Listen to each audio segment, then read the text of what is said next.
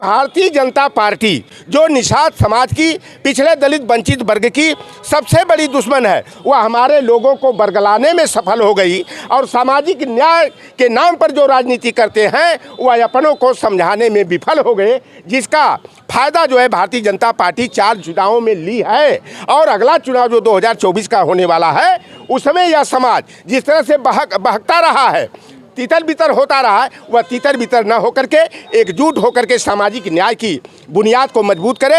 मैं जानना चाहता हूं कि संजय निषाद अगर ओम प्रकाश राजभर इतने बड़े हितैषी हैं तो जब ये सत्ता में होते हैं तो ये आरक्षण की बात क्यों नहीं करते हैं। एक बार की मैं बात बताऊं आपको, 8 मार्च 2007 को 23 प्रतिनिधियों के साथ मैं राहुल गांधी से गया था, क्योंकि केंद्र में कांग्रेस की सरकार थी और अनुसूचित जाति में शामिल करने के लिए संविधान के अनुच्छेद संख्या 341 1 और 2 में संशोधन और परिवर्धन किया जाता है और यह कार्य भारतीय संसद के द्वारा ही संभव है।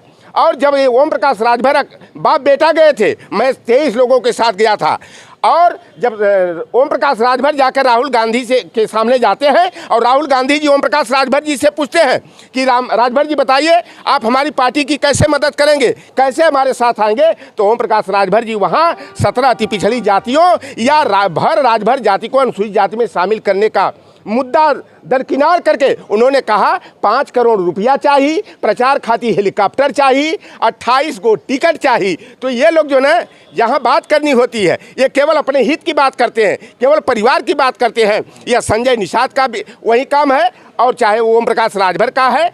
और आज देख रहे हैं कि जो पलटू राम के नाम से ख्यात हैं, ओम प्रकाश राजभर जी कभी कांग्रेस का गुणगान करते हैं तो दूसरे दिन बसपा का गुणगान करते हैं, तीसरे दिन भारतीय जनता पार्टी का गुणगान करते हैं। तो ये केवल अपना ठौर तलाश रहे हैं कि 2024 में कैसे हम अपने बेटों को सांसद बना लें, कैसे 2-4 टिकट लेकर के हम लोग उसे बेच करके माला माल हो जाएं। तो ये लोग कौम के दुश्मन हैं, समाज को गुमराह करने वाले हैं। इनका समाज का जो सबसे बड़ा संवेदनशील मुद्दा आरक्षण का है, उसे ये लोग दरकिनार करने का काम कर रहे हैं। और संजय निषाद को तो समाज के लोग जो वास्तव में समाज के प्रति संवेदनशील हैं वह कफन चोर कहते हैं। और कफन चोर इसलिए कहा जाता है कि जो कसरवल में जो निषाद आरक्षण आंदोलन हुआ था, जिसमें अखिलेश निषाद की गोली से मौत हो गई थी, वह गोली संजय निषाद ने अपने लोगों से केवल चर्चा में आने के लिए करवाए थे। और संजय निषाद का टारगेट 10 निषाद नौजवानों को मरवाना था,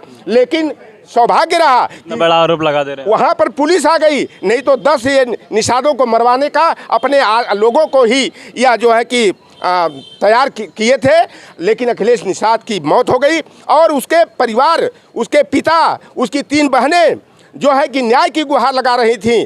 और संजय निषाद ने उस परिवार की मदद के लिए, उनका स्मारक बनाने के लिए इटावा में, दलीपुर मरैया में इतना चंदाखोरी हुई, कई करोड़ रुपया जो है समाज के लोगों ने उस लड़के के परिवार की मदद में दिया। और संजय निषाद सब अपने राष्ट्रीय निषाद एकता परिषद के खाते में ट्रांसफ़र करा करके अपने कैंपियरगंज में ज़मीन लिखाने का, जगह जगह मकान और खरीदने का केवल एक काम किए। और ये घटना मैं बता दूं कि आजमगढ़ में आत्माराम निषाद जो अखिलेश निषाद के पिताजी थे, उनका लोगों ने स्वागत किया था, सिक्के से तौला था। और ये संजय निषाद ने कहा कि आत्माराम निषाद जी ये 60-70 किलो का बोझा सिक्का लेकर कहाँ ढोएंगे, हमारी गाड़ी में रखवा दीजिए और गोरखपुर से जा कर के हम आपके खाते में जो है इतना रुपया जो है भेज दूंगा। और उस बेचारे को जो है कि ये पैसा नहीं भेजे। इसलिए ऐसे लोग जो किसी भाई की हत्या करा करके उसके नाम पर चंदाखोरी करते हैं और उसे हड़प खाने का काम करते हैं, ऐसे लोगों को कफन चोर नहीं कहा जाएगा तो क्या कहा जाएगा। और योगी आदित्यनाथ जी जब सांसद थे तो यह निषाद मल्लाह केवट बिंद को सामाजिक, शैक्षिक, आर्थिक, राजनीतिक रूप से पिछड़ी जाति बताते हुए इन्हें अनुसूचित जाति में शामिल करने की मांग करते थे। लेकिन भारतीय जनता पार्टी वर्तमान में जो निषाद राज और राम के नाम पर बार बार वोट लेने का काम किया और जब भाजपा की सरकार बनी हमारे परंपरागत पुश्तैनी पेशों को छीनने का काम किया, निषाद समाज को पीछे करने का काम किया। आज योगी आदित्यनाथ जी को क्या निषाद किसके साथ क्या भूल गए हैं।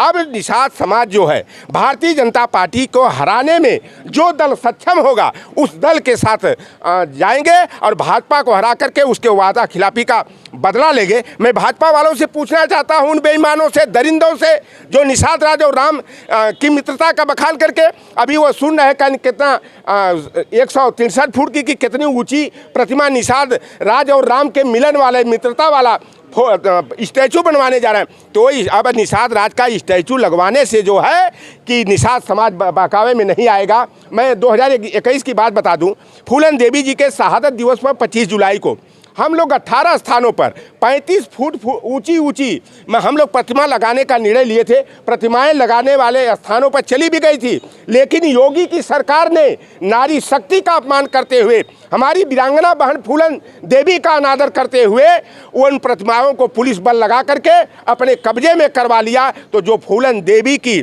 का अनादर करता है, जो निषाद समाज को धोखा देने का काम करता है, अब वह निषाद समाज उन भाजपा के सच्चाई को जान गया है। क्योंकि काठ की हांडी एक बार चलती है, बार बार नहीं। लेकिन भारतीय जनता पार्टी ने गुमराह करके 3-4 बार वोट निषाद समाज का जो है बहुमत के साथ लिया जरूर है, इसे मैं स्वीकार करता हूं। लेकिन अब मैं जानना चाहता हूं कि भारतीय जनता पार्टी का फिशरमैन विजन डॉक्यूमेंट्स कहां गया? 2012 का भाजपा का निषाद मछुआरा समाज से अति पिछड़ी जातियों से संबंधित दृष्टि पत्र और संकल्प पत्र कहां गया?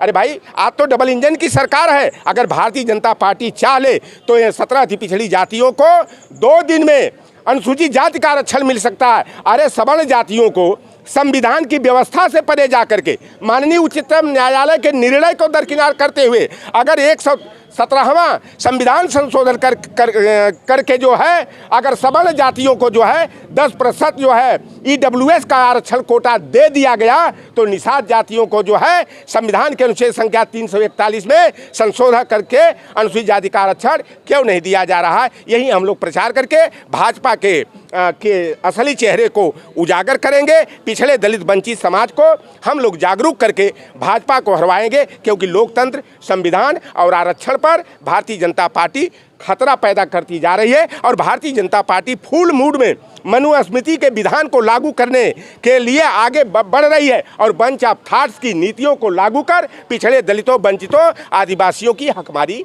कर रही है। बहुत बहुत शुक्रिया। तो ये थे हमारे साथ लोटाराम निषाद जी। और पूर्वांचल में क्योंकि एक बहुत बड़ा वोट उत्तर प्रदेश में निषाद कम्युनिटी का है, जो कि भाजपा गठबंधन के साथ लगातार जो थोड़ा शिफ्ट हुआ, तो क्या आने वाले समय में वो चीज़ें, उस तरीके का प्रचार जो फूलन देवी और नेताजी मुलायम सिंह यादव के रिश्ते की बात मैंने करी कि किस तरीके से जेल से सदन तक का रास्ता तय हुआ, वो सारी चीज़ें और निषाद कम्युनिटी के लिए जो जो चीज़ें की गई उससे पहले वो सारी चीज़ों का प्रचार करके क्या वो वोट वापस सपा के साथ या अखिलेश जी के साथ वापस आ सकता है? वो बहुत बड़ा सवाल है कि वो कम्युनिटी किसके साथ जाएगी।